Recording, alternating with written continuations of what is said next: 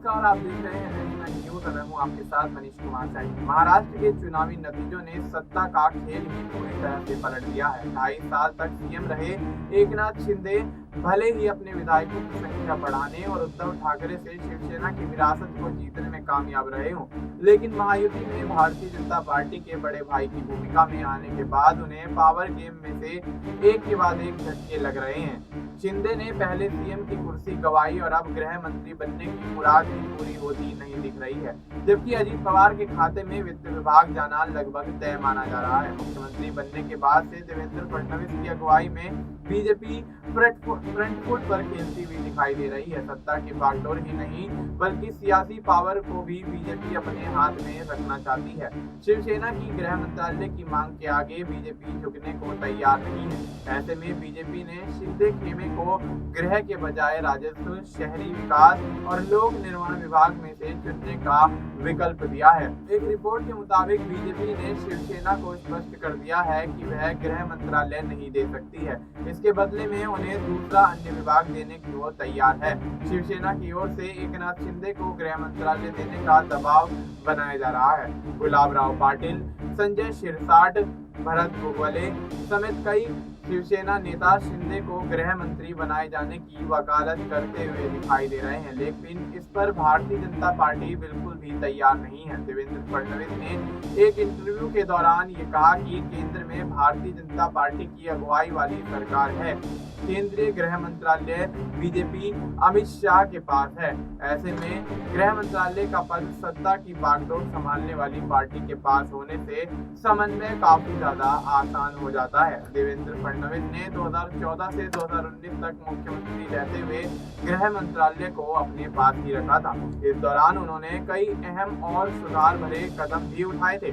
फडणवीस सरकार द्वारा की गई पहल से पुलिस बल को एकजुट करने में मदद मिली थी। शिंदे के 2.5 साल के दौरान भी गृह मंत्रालय फडणवीस के ही पास था।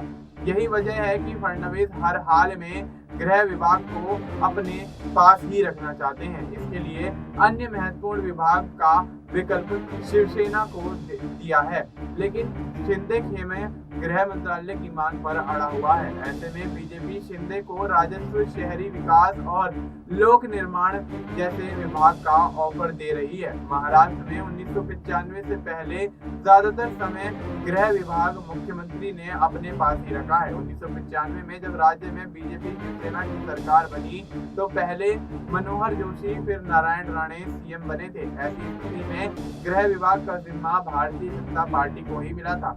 गोपीनाथ मुंडे गृह मंत्री थे। इसके बाद जब राज्य के सीएम विलासराव देशमुख बने तो कांग्रेस ने गृह विभाग एनसीपी को दे दिया और छगन भुजबल ने गृह विभाग संभाला।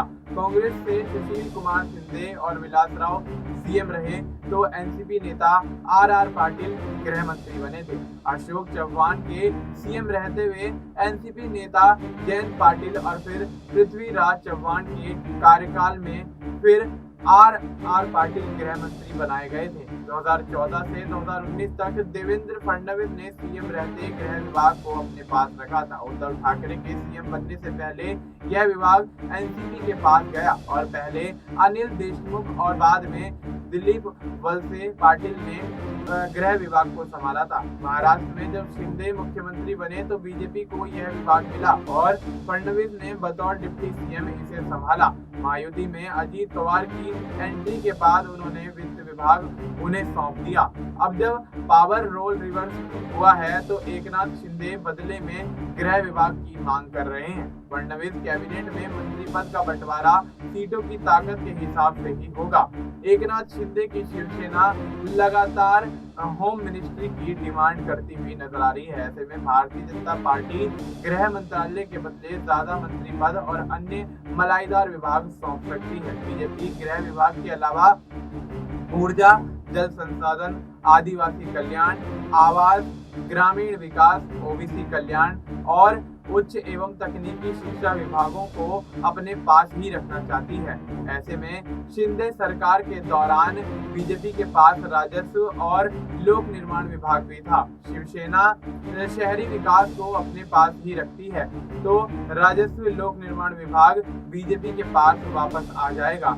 हालांकि शिवसेना को उद्योग, स्कूली शिक्षा, स्वास्थ्य, जलापूर्ति और स्वच्छता, लोक निर्माण, सार्वजनिक उपक्रम, अल्पसंख्यक विकास और वक्फ बोर्ड विकास अपने पास रखती है तो उसको मराठी भाषा पर प्राथमिकता मिलेगी, जो पिछली सरकार में उसके पास भी थी। अजीत पवार की एनसीपी ने संकेत दिया है कि वह यथास्थिति बनाए रखने में सहज है। वह आवास विभाग की मांग कर रही है। एनसीपी जिन प्रमुख मंत्रालयों को अपने पास रखना चाहती है उनमें वित्त, सहकारिता, कृषि, स्वास्थ्य और उच्च शिक्षा, साथ ही खाद्य एवं औषधि प्रशासन और महिला एवं बाल कल्याण विभाग शामिल हैं। शिंदे के करीबी संजय शिरसाट ने कहा कि शिंदे अमित शाह से इस बारे में बातचीत करेंगे। ऐसे में देखना है कि शिंदे का क्या सीएम की कुर्सी गंवाने के बाद गृह मंत्रालय संभालने का सपना भी पूरा नहीं हो पाएगा और सपना क्या वाकई यहाँ अधूरा होता हुआ नजर आएगा। फिलहाल आपको इस मुद्दे पर क्या कुछ लगता है, आप अपनी राय हमें कमेंट करके बता सकते हैं। बाकी देश और दुनिया से जुड़ी तमाम जानकारी के लिए आप देखते रहिए।